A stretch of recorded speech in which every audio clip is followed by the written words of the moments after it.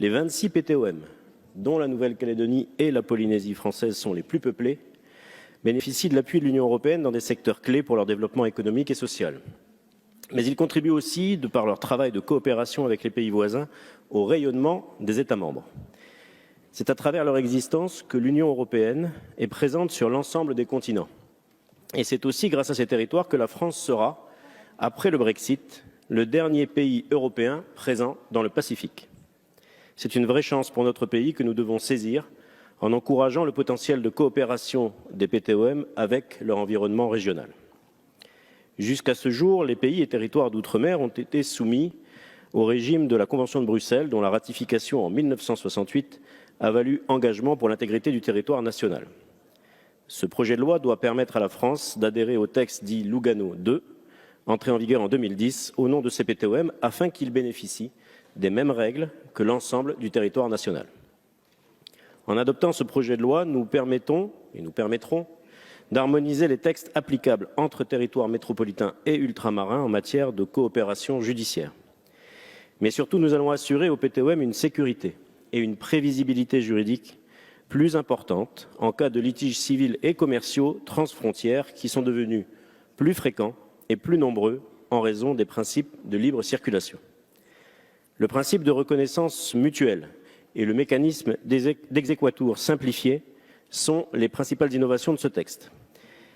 Madame la rapporteure, les exemples que vous avez utilisés, celui de la vente de nickel par une société calédonienne à une entreprise allemande et celui d'un divorce prononcé à Papeete entre une Polynésienne et un Hongrois, illustrent parfaitement les conséquences pratiques de l'application de cette convention dans nos territoires.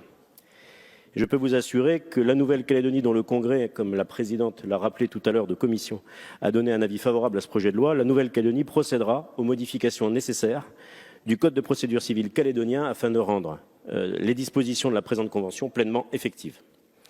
Mais pour illustrer encore plus l'intérêt et l'importance de cette ratification, je voudrais nous rappeler que depuis que la compétence en matière de droit civil et de droit commercial a été transférée à la Nouvelle-Calédonie, ce territoire n'a procédé à aucune modification de sa législation. Or, dans le même temps, le droit des contrats, pour prendre un exemple flagrant, a été plus que bouleversé ici, dans l'Hexagone.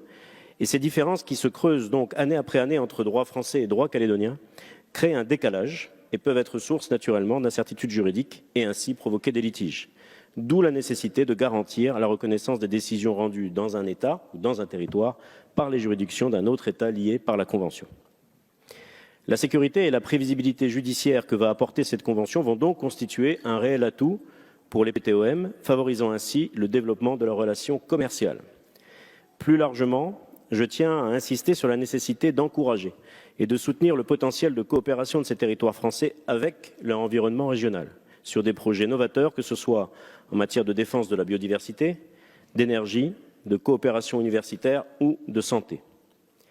Alors que le président de la République a affirmé sa volonté de construire un axe Indo-Pacifique, la France doit adopter une position forte pour la défense des intérêts de ces PTOM à Bruxelles, Madame la Ministre, notamment dans le cadre des négociations en cours sur le cadre financier pluriannuel.